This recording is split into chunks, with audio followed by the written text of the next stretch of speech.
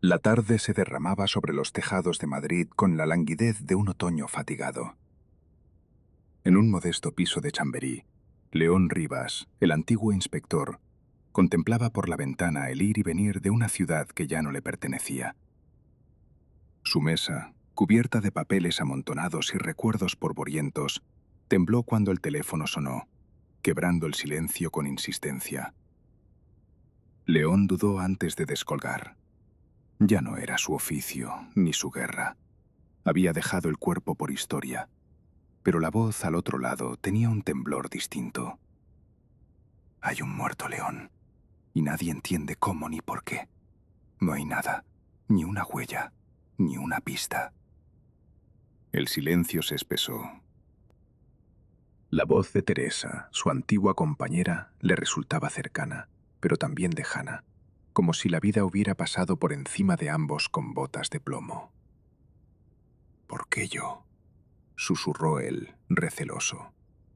Porque nadie más sabrá verlo, Rivas. No busque razones, solo ven. El nombre flotó unos segundos en el aire. Samuel Benítez.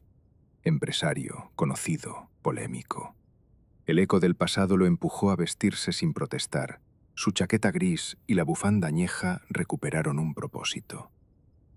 Al salir, el aire fresco le arrancó las telarañas de los días repetidos y frenó el leve temblor de su mano. Esta vez no podía decir que no. La escena del crimen estaba asépticamente contenida en una vivienda de lujo, apenas marcada por los rotos precintos policiales. León subió en silencio, saludando a rostros que le recordaban a una época de tensa camaradería y sospecha perpetua. Teresa lo aguardaba tras la puerta, más pálida y enjuta, pero los ojos igual de incisivos. Nada, León. Cero signos de entrada forzada, sin rastros biológicos, ni siquiera la más mínima huella digital. La víctima parecía dormida, murmuró, guiándolo hacia el salón donde yacía Benítez. Lo encontraron esta mañana. Ni una gota de sangre, ninguna herida. Y su móvil sigue bloqueado. Rivas se agachó junto al cuerpo, detenido en un sueño definitivo, la cabeza ladeada, una sombra serena en las facciones. Todo estaba ordenado. La mesa, los cojines, incluso los cuadros colgaban rectos. Esto no fue una muerte natural, reflexionó. Lo siento, no lo veo. Teresa asintió, cruzando los brazos. La forense tampoco. Paro cardíaco sin lesión aparente. Pero mira, señaló la mano izquierda de Benítez. Un leve enrojecimiento en los dedos, sutil. El veterano detective observó, frunciendo el ceño ante una anomalía que no pertenecía del todo al cuerpo ni a la escena. Todo parecía ensayado y aún así faltaba lógica. Teresa puso sobre la mesa una pequeña carpeta azul. Te dejo esto. Algo me dice que aquí hay más de lo que vemos. Las cámaras del edificio no grabaron nada inusual. Nadie entró ni salió en las horas previas. Rivas hojeó el informe con una mezcla de hastío y curiosidad. Nadie, absolutamente nadie, tenía un motivo visible para matarlo. Familia ausente, socios limpios tras decenas de pesquisas, cuentas en orden.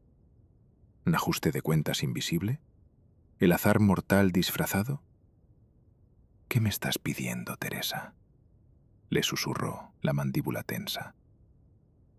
Que recuerdes quién fuiste y que aceptes que este caso no se resuelve con pruebas, sino con mente. El pasillo olía a desinfectante y a miedo acumulado. León se dejó envolver por la familiar miseria de la duda, observando detalles diminutos. El leve roce en la pintura cerca del interruptor, el mínimo crujido de la tarima al caminar. Al fondo, el despacho de Benítez estaba bañado en una luz pálida que no perdonaba el polvo sobre los premios y diplomas. Sobre la mesa, entre papeles irrelevantes, León notó un sobre sin remite, abierto con pulcritud. Dentro, una nota escrita a mano. Dime cuántos secretos puede guardar la oscuridad antes de tragarte. El mensaje parecía un sinsentido, pero la caligrafía fina zumbaba incómoda en su mente. León fotografió la nota con su móvil y salió al pasillo. Las palabras resonaban con la extraña familiaridad de las advertencias veladas. Recordó sus propios fracasos investigando casos donde todo era silencio, donde un detalle absurdo podía desbordar la verdad. En la cocina se encontró con Lara, la joven forense. «No habrá mucho para ti, lo sé», bromeó él, intentando aliviar la tensión. «Al contrario, es todo un reto. La muerte limpia me da más miedo que la sangrienta», respondió ella, entregándole un pequeño frasco. «Restos de una sustancia en el esmalte de las uñas. Puede que sea barniz, puede que otra cosa. Es lo único diferente». El frasco vibraba en los dedos de León con la promesa de una pista. «¿Pudiste identificar algo?», preguntó. Lara negó. «Demasiado poco material. Me huele a algo artesanal». «La oscuridad aquí es estratégica», murmuró León, más para sí mismo. Alguien sabía lo que hacía. Nadie improvisa una muerte invisible. El pensamiento se deslizó hacia la nota encontrada y esa extraña obsesión con los secretos. El detective bajó por el ascensor, cruzando con policías que evitaban mirarle directamente. Ya fuera, el aire se había vuelto denso. Encendió un cigarrillo, permitiéndose 30 segundos para dejar que todo se posara dentro de él. Volvía a sentir el viejo temblor de la caza. Sentado en un banco húmedo del parque, León abrió una libreta y comenzó a trazar conexiones precarias. Benítez era odiado en voz baja, pero jamás amenazado abiertamente. Sus negocios, opacos pero no ilegales. Recordó una de las primeras lecciones de su mentor. El crimen perfecto nunca es ruido ni silencio, siempre es ritmo. «¿Por qué intentas ocultar tus pasos tanto?», se preguntó en voz baja. Las farolas chisporroteaban al encenderse. Debajo de la luz amarilla, el frasco parecía aún más diminuto, casi ridículo. Pero León, experto en lo invisible, sabía que el rastro estaba allí, solo que aún no encontraba el ángulo exacto para mirar. El detective volvió a su piso de Chamberí, saludado por el ronco lamento del ascensor. Sobre la mesa acomodó la carpeta, la foto de la víctima y la nota anónima, componiendo un tablero silencioso. Encendió una lámpara azulada y se sentó a pensar. La caligrafía de la nota le resultaba vagamente familiar. Las eses extendidas y las tes no del todo cerradas vibraban en los márgenes de su memoria. Revisó antiguos informes buscando similitudes. Ahí, entre viejos legajos, halló un dossier de un caso nunca resuelto. El espectro. Un criminal infame cuya marca era, precisamente, dejar ausencia de marcas. León sintió cómo el frío le recorría la columna. El espectro había conseguido burlar a la policía durante años, ejecutando crímenes sin dejar pruebas tangibles. Había desaparecido, o eso creían todos.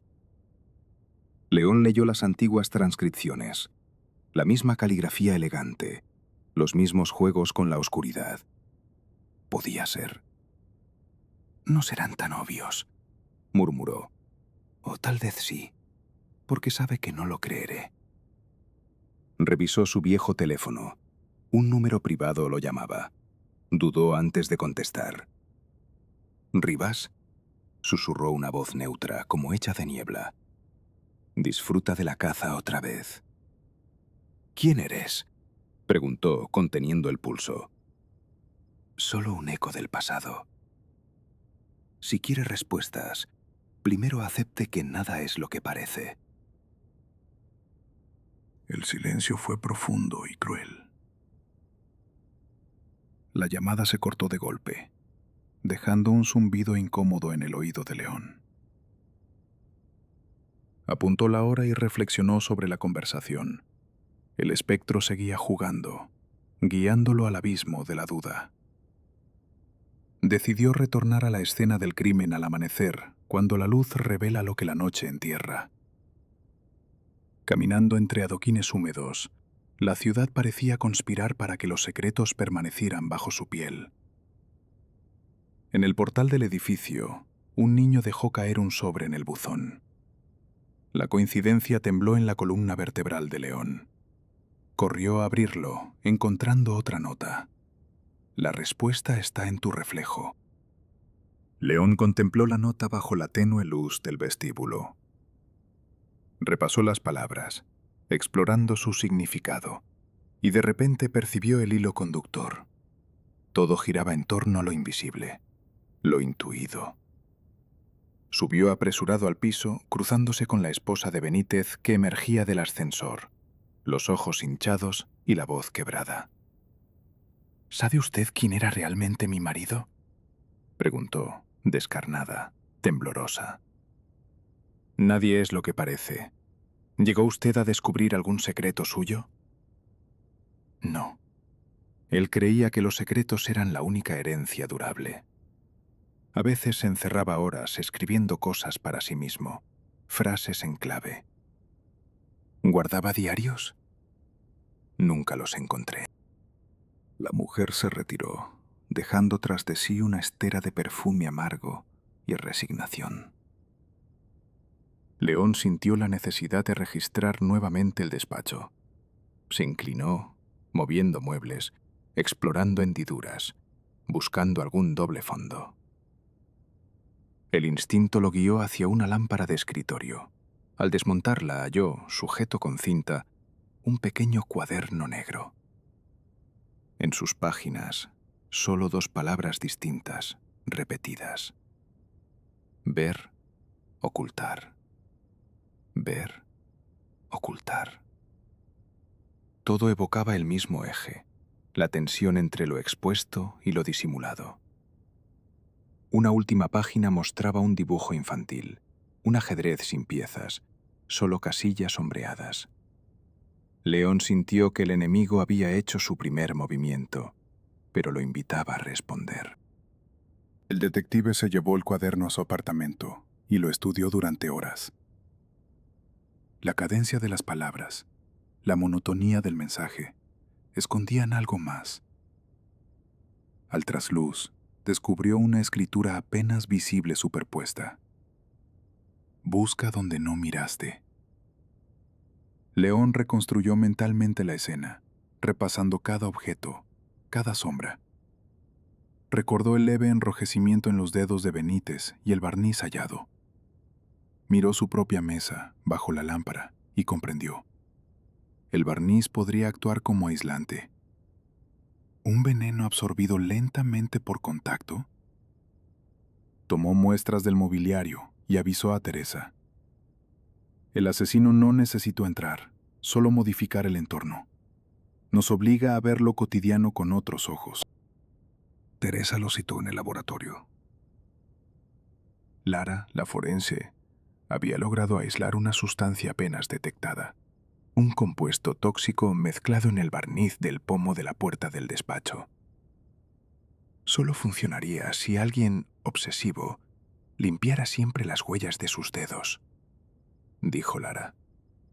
El compuesto requiere calor y sudor constante para ser absorbido.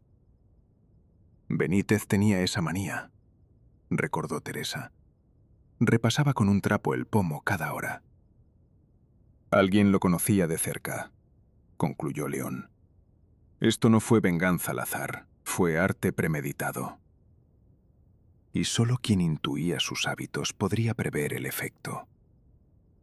En ese instante, León supo que el espectro no mataba por rabia ni por dinero, sino por comprensión. La investigación cambió de tono, de lo físico a lo psicológico. León repasó la lista de personas cercanas a Benítez. Su mujer, el socio principal, la secretaria y Marcos del Val, psiquiatra personal de la víctima. Repasando informes, detectó algo inquietante. Del Val había sido consultor en uno de los viejos casos de El Espectro, años atrás, y su firma aparecía en los análisis de perfiles criminales. León buscó una reunión. Del Val lo recibió en su consulta, relajado, midiendo cada palabra. ¿Usted realmente cree que un crimen puede ser invisible, Rivas?, preguntó, deslizando un leve gesto de burla.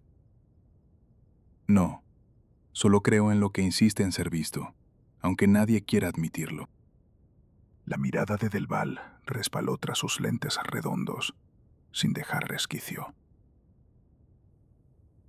La mente criminal disfruta del disfraz. Muchas veces lo invisible es solo lo demasiado evidente, acotó, anodino. León clavó los ojos en un cuadro abstracto colgado al fondo, sintiendo una vibración incómoda en la estancia. Usted ayudó a perfilar a El Espectro, doctor. ¿Llegó a conocerlo?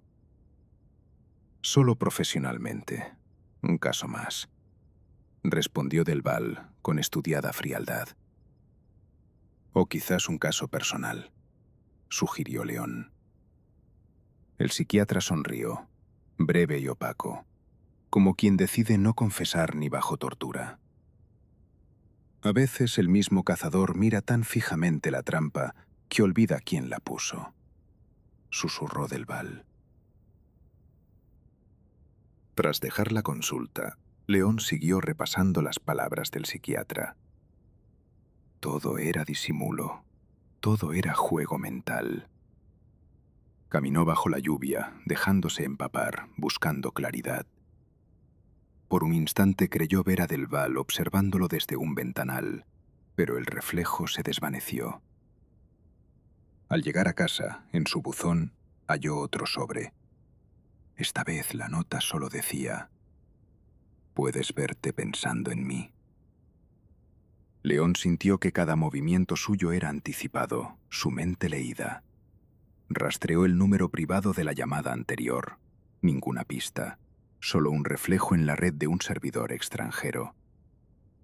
Su enemigo no solo eliminaba las huellas, las convertía en laberintos. Aquella noche León no pudo dormir. Se quedó sentado en la penumbra, hilando escenas, imaginando conversaciones truncas. Las palabras en las notas resonaban como claves incompletas. Pensó en la esposa, en el socio, en la secretaria. Pero solo Del Val coincidía con la habilidad mental, la obsesión por lo oculto, la vanidad de manipular el entorno sin dejar rastro. A medianoche, el móvil vibró de nuevo. «Ha descubierto el truco, Rivas», susurró la voz del espectro. «Sé quién eres», contestó León firme. «Lo difícil no es verte, sino probar que existes. Procure no perderse demasiado en el reflejo». El detective se detuvo, tembloroso pero más cerca que nunca. León decidió arriesgarse. Reunió las pruebas circunstanciales y citó a Del Val en el despacho de Benítez, donde todo había comenzado. El psiquiatra acudió, impecable, sonriente, como si visitara a un paciente. «¿Quiere confesar algo antes de que lo hagan por usted?», inquirió León, desplegando las muestras de barniz y el cuaderno. Del Val rió con desdén. «No hay cuerpo del delito. No hubo contacto entre nosotros. Ni una huella, ni en usted ni en mí». «El verdadero crimen», respondió León, «es convencer de que no existe crimen. La llave está en sus palabras, doctor. O en su interpretación». Ambos sabían que lo esencial se dirimiría cara a cara, sin testigos. Dentro de la sala, el aire se volvió denso, casi eléctrico. León les relató la reconstrucción, la manipulación del barniz, la lectura obsesiva del entorno de la víctima, las notas sembradas como semillas de duda. Del Val escuchó, casi divertido, desplegando una paciencia antinatural. Suponga que tuviera razón, inspector. ¿De qué serviría?, preguntó, con una mueca de arrogancia fría. De nada, todavía. Pero los monstruos siempre disfrutan volver al escenario. Necesita que yo sepa que lo vi. Y ahora, ya no puede esconderse. La verdadera invisibilidad no exige desaparecer, sino encontrarse en todas partes, respondió Del Val, despacio. El tipo de mente que sobrevive porque ningún espejo muestra su verdadero rostro. La conversación quedó suspendida en una cuerda tensa. Una última cosa, doctor, añadió León, encendiendo la grabadora. Las notas manuscritas coinciden exactamente con la caligrafía de sus viejos informes. Nunca podrá probar cuándo se escribieron, replicó Del Val, alzando la voz. La mente criminal, doctor, nunca sabe cuándo dejar de firmar sus obras. El rostro de Del Val se quebró apenas. Los ojos centellearon, un destello de furia helada. León se inclinó, apoyando las manos en la mesa. ¿Por qué Benítez? Por soberbia, musitó Del Val, y el eco de la palabra rebotó como un disparo apagado contra las paredes mudas del despacho. En ese instante, Teresa y 2 agentes irrumpieron en la sala. Del Val no opuso resistencia, solo arqueó las cejas, resignado. Nunca podrán encerrar lo que no entienden, susurró mientras lo esposaban. León lo observó en silencio.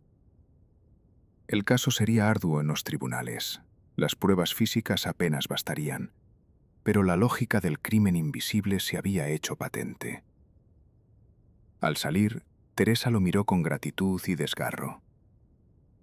Nada volverá a ser simple, ¿verdad? Nunca lo fue, contestó León, asomado al ventanal. El reflejo de su rostro, en el cristal nocturno, le devolvía la imagen de un hombre que había aprendido a ver lo que nadie más sospechaba.